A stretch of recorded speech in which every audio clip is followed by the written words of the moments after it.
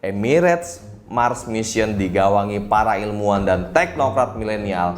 Usia rata-ratanya baru tahu nggak? 27 tahun men. Kayak Sarah Al-Amiri 32 tahun yang memimpin mereka juga merupakan Menteri Negara Urusan Riset dan Teknologinya. Menteri termuda dalam jajaran Kabinet Uni Emirat Arab.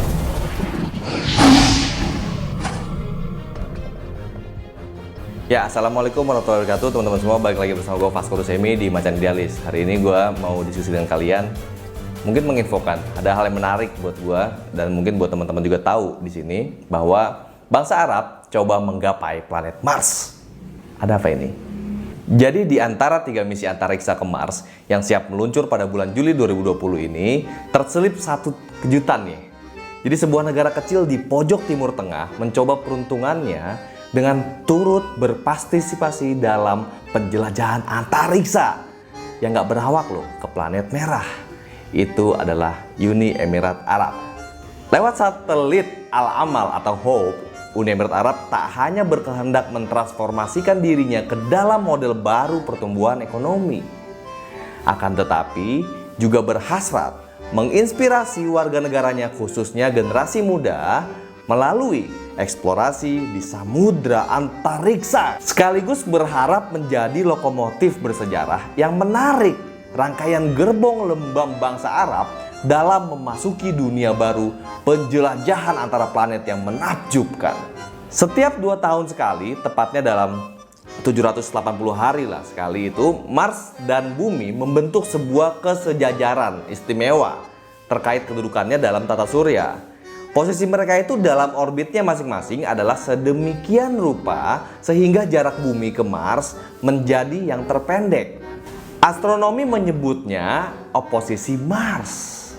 Fenomena ini tak hanya memberikan kesempatan untuk mengamati planet tetangga terdekat bumi kita dengan lebih baik, namun juga menyajikan keunggulan terbaik guna pergi ke planet merah itu. Jadi jarak terpendek menyebabkan orbit transfer yang harus ditempuh dari bumi ke Mars pun menjadi yang paling pendek, sehingga kebutuhan bahan bakar roket dan pengositnya itu menjadi yang paling kecil. Lewat fenomena ini, maka konsumsi bahan bakar roket untuk pergi ke Mars dari orbit rendah ketinggian 300 sampai 1000 km lah, hanya sedikit di bawah kebutuhan bahan bakar yang terbang dari paras bumi menuju orbit rendah. Dalam seperempat abad terakhir, fenomena unik ini dieksploitasi berbagai lembaga antariksa yang berkepentingan di bawah tajuk penjelajahan antariksa. Oposisi Mars kali ini akan terjadi pada Oktober 2020. Namun perhitungan menunjukkan ekspedisi ke Mars harus sudah diberangkatkan pada bulan Juli ini. Nggak boleh lebih dini dan juga nggak boleh telat lah kira-kira. Jadi sebab mereka sudah harus tiba di Mars paling lambat Maret 2021. Dan kini ada 3 misi antariksa yang siap berangkat. Masing-masing Mars 2020 yang mengangkut kendaraan penjelajah Perseverance dan digawangi NASA Amerika Serikat. Kemudian Tianwen-1 yang diusung oleh Tiongkok dan yang terakhir Emirates Mars Mission yang membawa satelit Al-Amal atau HOPE dari Mohammed bin Rashid Space Center UEA. Jadi satelit Al-Amal ini akan berangkat paling awal guys. Dalam rencana semula Al-Amal akan mengangkasa lewat gendongan roket H2A dari landasan peluncuran di Pulau Tanegashima, Jepang. Namun cuaca buruk yang melanda kawasan tersebut membuat rencana penerbangan Al-Amal ini ditunda menjadi Jumat pagi 17 Juli 2020. Penundaan ini adalah hal yang wajar mengingat perhitungan astrodinamika menunjukkan kesempatan meluncurkan Al-Amal masih terbuka selama 8 hari. Kapanpun di antara tanggal 15 hingga 23 Juli 2020. Ekonomi baru kala Presiden Sheikh Khalifah bin Zayed Al Nahyan mengumumkan Uni Emirat Arab hendak pergi ke Mars tepat 6 tahun silam. Nggak sedikit yang terkejut dan merasa ganjil. Betapa tidak, negara kecil ini hanyalah anak bawang dalam eksplorasi antariksa. Uni Emirat Arab baru merdeka pada tahun 1971, duluan Indonesia kan? Dan secara resmi baru memasuki era antariksa pada Oktober 2000-an lah. Lewat peluncuran satelit Thuraya 1 dari Kosmodrom Baikonur, Kazakhstan. Nah, satelit komunikasi yang dirakit Boeing ini menjadi komponen pertama dari sistem komunikasi satelit regional berpangkalan di orbit geostasioner. Hanya dalam 9 tahun kemudian mereka berhasil melangkah lebih jauh dengan merakit satelitnya di dalam negeri sendiri. Meski masih di bawah payung kerjasama dengan Satrec Initiative Korea Selatan. Lahirlah Dubai Sat-1, satelit penginderaan jauh orbit polar tersinkron matahari yang menempati orbitnya sejak 29 Juli 2009. Luar biasa banget kan guys. Jadi dalam 9 tahun berikutnya Uni Emirat Arab berhasil dalam alih teknologinya dengan membangun satelit Khalifat Sat, Dubai Sat-3. Jadi satelit penginderaan jauh yang 100% dirakit oleh putra-putri Uni Emirat Arab itu meluncur ke orbit pada 29 Oktober 2018 dari stasiun peluncuran Tanegashima, Jepang. Dan berselang setahun kemudian, negara kecil itu berhasil menempatkan Haza Al-Mansuri sebagai antariksawan di Stasiun Antariksa Internasional. Jadi pencapaian demi pencapaian tersebut cukup mencengangkan banget sih. Terutama jika kita bandingkan dengan Indonesia. Tanpa mengurangi rasa hormat saya atas kerja keras para pejuang antariksa di LAPAN dan institusi-institusi terkait, kemajuan eksplorasi antariksa Indonesia, suka atau tidak suka, masih sangat lambat. Masih sangat lambat. Siput dengan tujuan yang berkabut. Indonesia sempat mencatat tonggak sejarah baru sebagai negara keempat di Asia yang terjun dalam kancah eksplorasi antariksa lewat peluncuran satelit Palapa A1 pada Juli 1976. Itu di eranya Pak Harto ya. Namun begitu hingga saat ini, satelit-satelit produksi dalam negeri masih berkutat di orbit bumi, khususnya orbit-orbit rendah nih. Apakah kita berencana mengeksplorasi lebih jauh, termasuk pergi ke bulan atau bahkan eksplorasi antar planet secara yang nggak berawak? Belum pernah terdengar lah secara resmi. Ambisi Uni Emirat Arab dalam eksplorasi antariksa tampaknya berpangkalan pada pandangan visioner para pendirinya. Di hari awal-awal Uni Emirat Arab, Presiden Sheikh Zayed bin Sultan Al Nahyan mengundang astronot-astronot program Apollo untuk berbagi pengalaman seru mereka dalam pendaratan manusia di bulan. Keren banget sih menurut gua.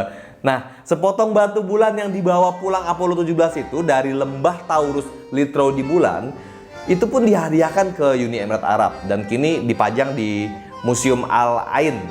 Karena persentuhan langsung dengan para astronot ini cukup menginspirasi ayunan langkah Uni Emirat Arab pada waktu berikutnya. Jadi sebagai negara mungil yang menjadi bagian bangsa Arab, Uni Emirat Arab tak ragu berpijak pada sejarah kebesarannya di masa silam.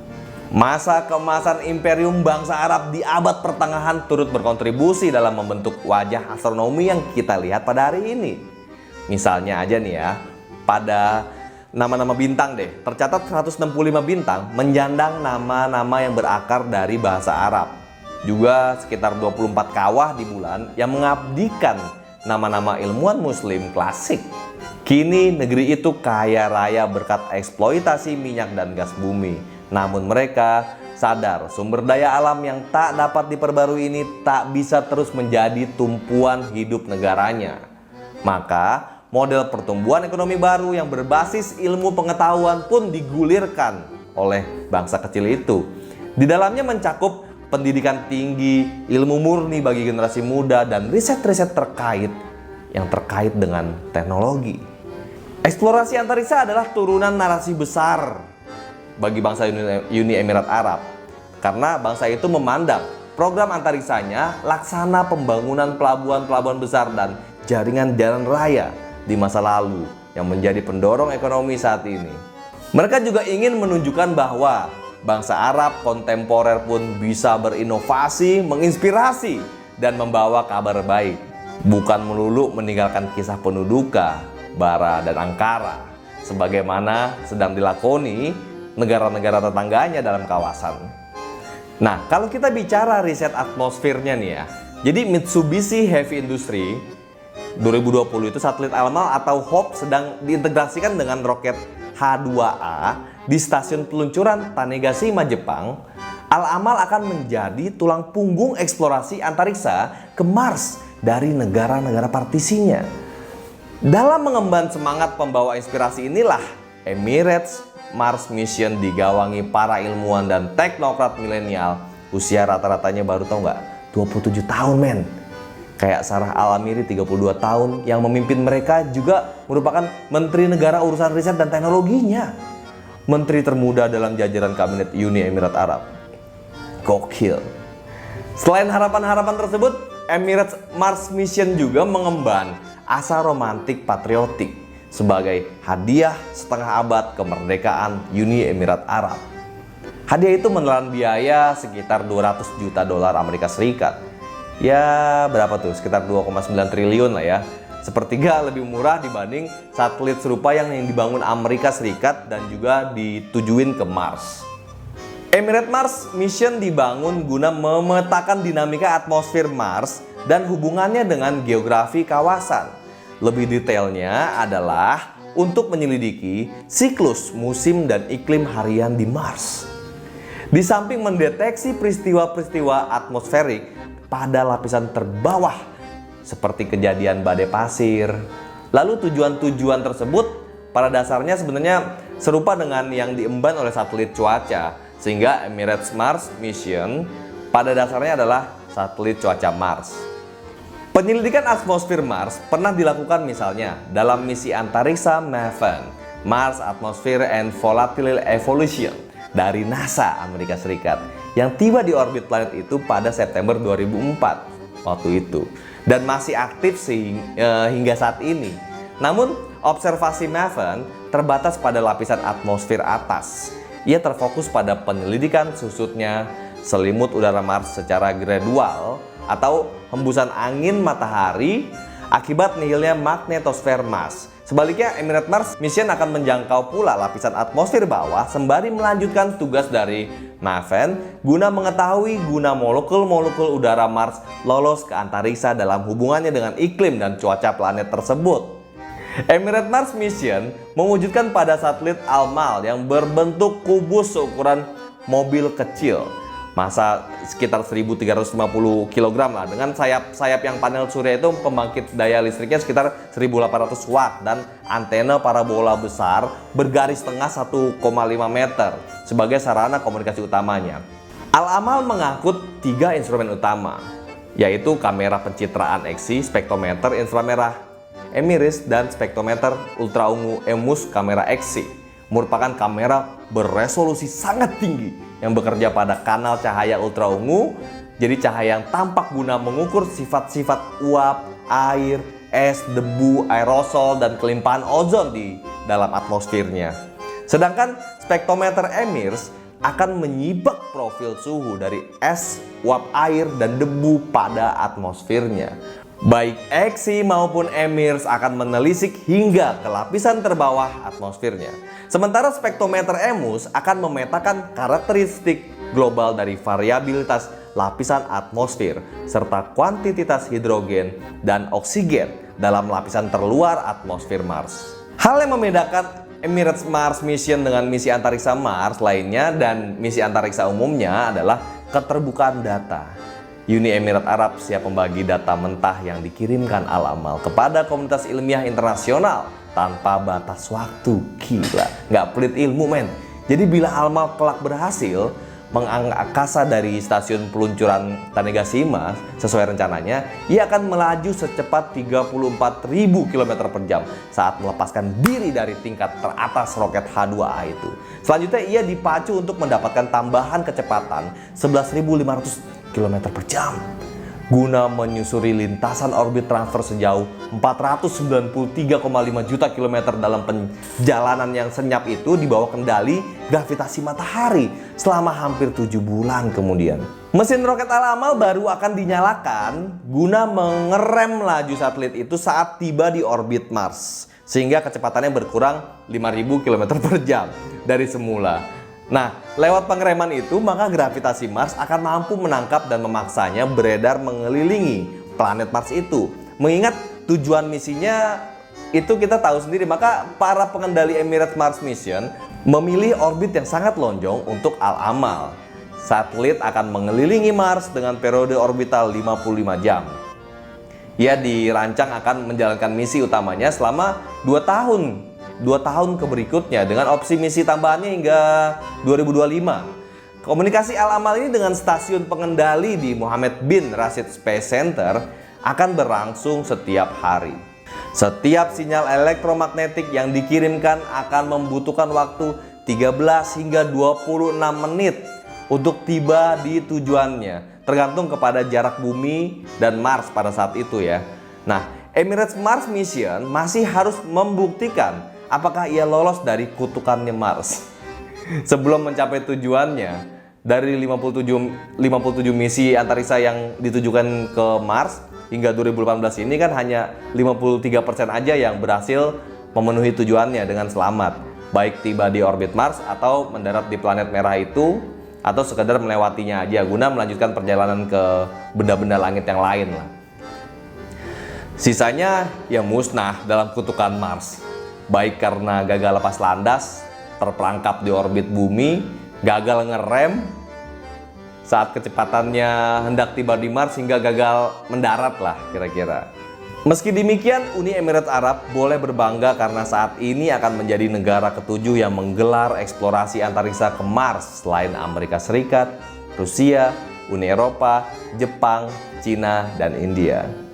Nah teman-teman semua, inilah perkembangan yang menarik untuk kita semua, warga bumi yang mungkin sudah merasakan kepadatan dari populasi bumi, yang mungkin sudah merasakan ketidaknyamanan dari kehidupan kita di bumi.